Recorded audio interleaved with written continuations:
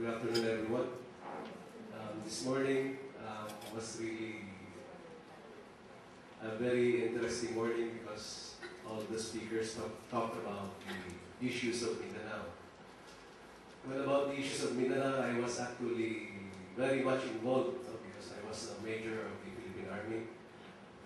During that time, in the all-out offensive in 2000, I was the operations officer of the 4th Infantry Division, holding the northern Mindanao. So I was actively involved in the operations in Mindanao, Norte, Lanarso, down to Camp Abubakar.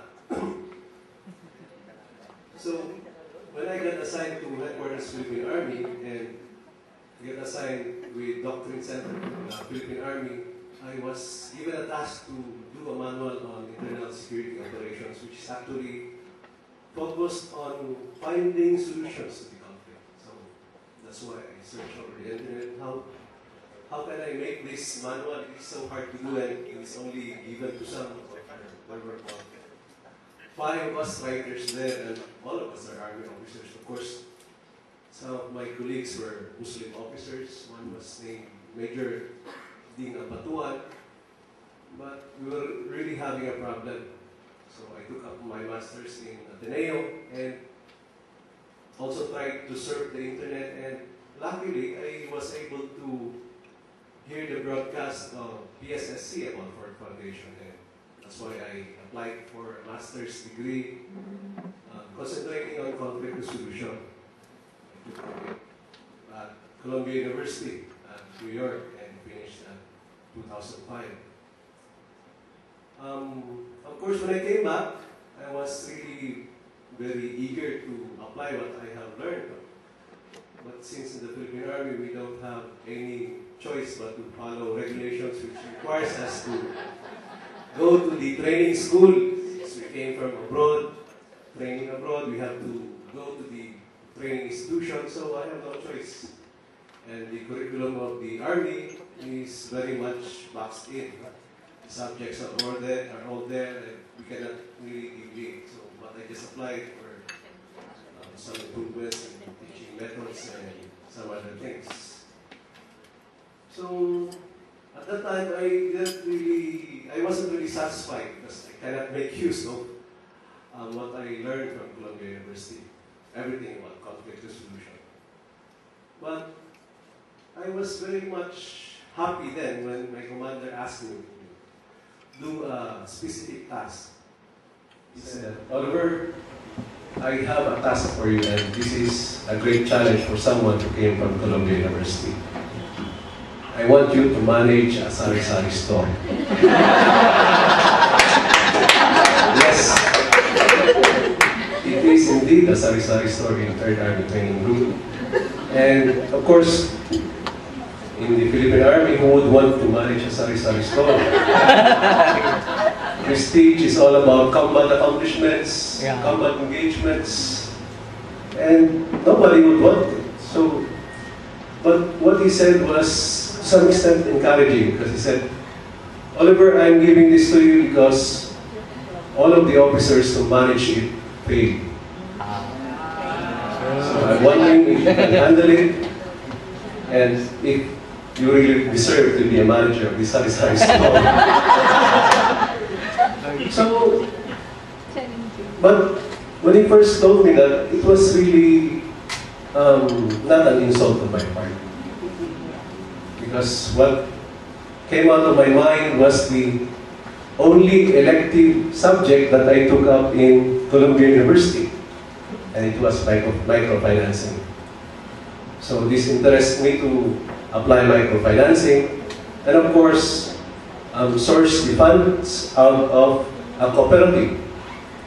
So, actually, I have not made a research paper, but what I'm going to present to you now is my accomplishment in 3rd ATG in managing a sari-sari store. So this is the scope of my presentation.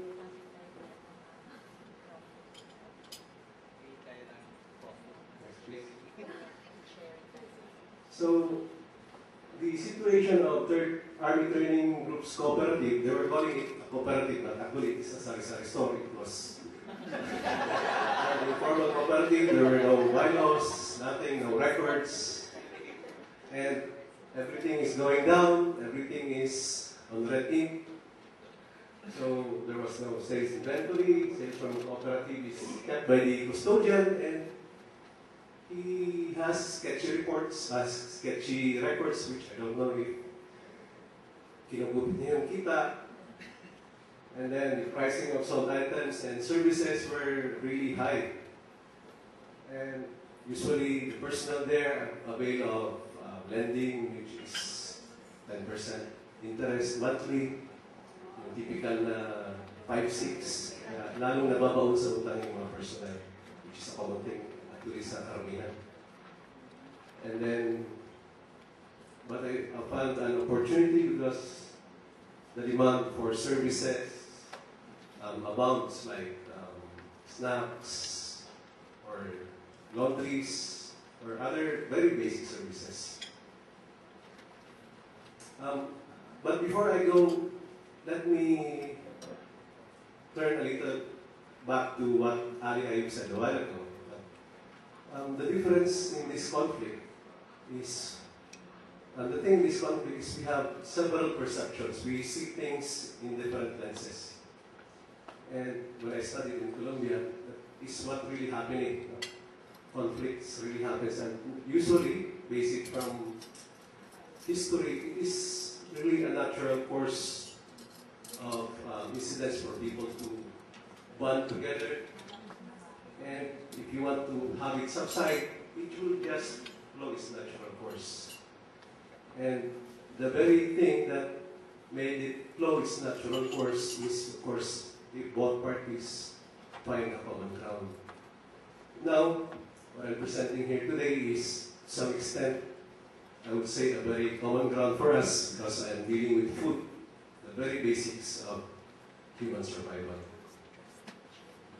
So, when I took over the management of the cooperative on October of 2005, by the way, I returned to the Philippines on July of 2005 and reported to 3rd Army Training Group on August of 2005.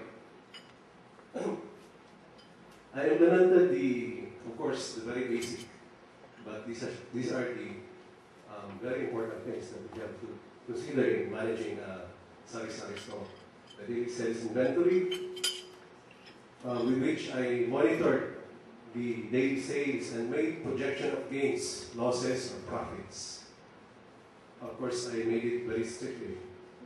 I implemented transparency measures by opening a bank account in the name of the 3rd Army Training Group Cooperative Store. I drafted constitutional bylaws and then talked with the bank manager that I need to open an account in the name of the cooperative, not in a particular person, but the name of the cooperative. And this can be inspected by everyone.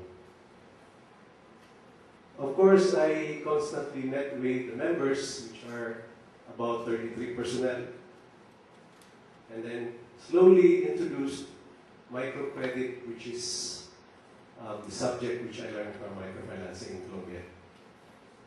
And then I gave the demands of the school, which is, of course, uniforms, t-shirts, individual equipments like shoes, buckles, and I started formalizing the cooperative by registering it with the Cooperative Development Authority, having it registered with BIR, and applying for business permit.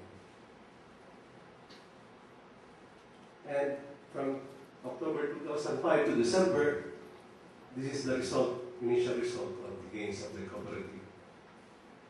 We only started with 44,000 as the capital, and by December of 2005, we gained 23,357.17 pesos. And we returned back everything to the members and declared 25% dividend distributed per share. So when everybody is already seeing the gains, everybody started pouring in investments. So in calendar year 2006, this was actually the year where we processed everything for its formalization. We attended seminars, of course, finalized the bylaws, applied for business permit, and luckily we have it finalized by February of 2007. Yes, please. And basing from the Cooperative Code of the Philippines, which is RA 6938, we always revolve our, we always base this our principle, promoting self-reliance and harnessing people power towards attainment of economic development and social justice. And the very good thing about cooperative is that everything here is tax-free. So whatever gains is for everyone. So these are our services, food items, snacks, some toiletries. Next, please. This is our sari-sari store, please. Of course, some uniforms and some military items. We have printing services. We have tailoring service. We have a laundry service, which was just opened last October. And we have already given a loan to its members, which now totals to 1,025,900. We're also giving small businesses to some of our members up to 30,000 pesos, like hand racing, the tailoring, of course, the hand racing, the pottery, the okay business, and of course the jeepney transportation of one of our personnel. We have given worth 116,000 pesos and 21 centavos of small business for personnel. And our laundry service is giving really very low prices, like 20 pesos per kilo for wash and fold, 40 pesos per kilo for wash and fold and press, 50% discount to laundry services to all the members of the cooperative, and we even give discounted coupons to personnel who pay in cash basis. And we even help our personnel, especially in the middle of the year where rice was really expensive. We coordinated with the NFA, we financed in purchasing the rice and giving them to personnel on a credit basis. So these are the successive gains. From January to December of 2006, the members poured in 200,000 worth of capital.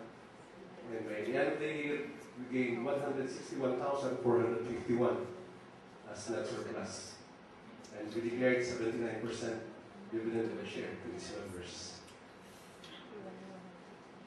By 2007, capital increased to 282,000, and we gained 232,000 in net surplus at the end of the year, or a dividend of 74%. From January to June of this year, of course, we're giving it the dividend biannually. Our capital rose to 500,000 plus, and we gained 129,000 pesos, 184 of net surplus, or a dividend of 25%. So right now, from October of 2005 to present, the cooperative store has a net surplus of 551,109 pesos. As of October of 2008, our capital already reached 713,000, and members are still pouring in some capitals, and hopefully I can reach my goal of having capital of 1 million at the start of 2009. So what are the gains from the cooperative or the sari-sari store that I manage? So of course, with low prices, the 38EG cooperative regulated the price of goods in Camp Lapu-Lapu. Actually, we were the ones who brought down prices.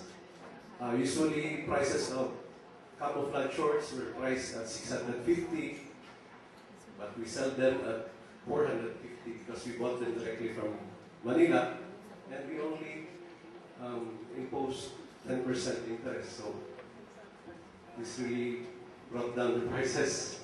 And since I registered it with CDA, they cannot really scrutinize our cooperative. It is registered with BIA. It has all the legalities and stuff. Of course, members can avail of low interest rates of microcredit, and members can participate in decision-making process. Very important also is the transparency measures, because confidence is very important with a cooperative. And especially the wives also of our soldiers were given due respect because they're already earning income which is even more than their husbands. And our our treasurer, who was the treasurer of the cooperative, who was our civilian employee, the eldest woman in our office, si Ate Perla, medyo hindi na ako magsasabi ng edad, marami na.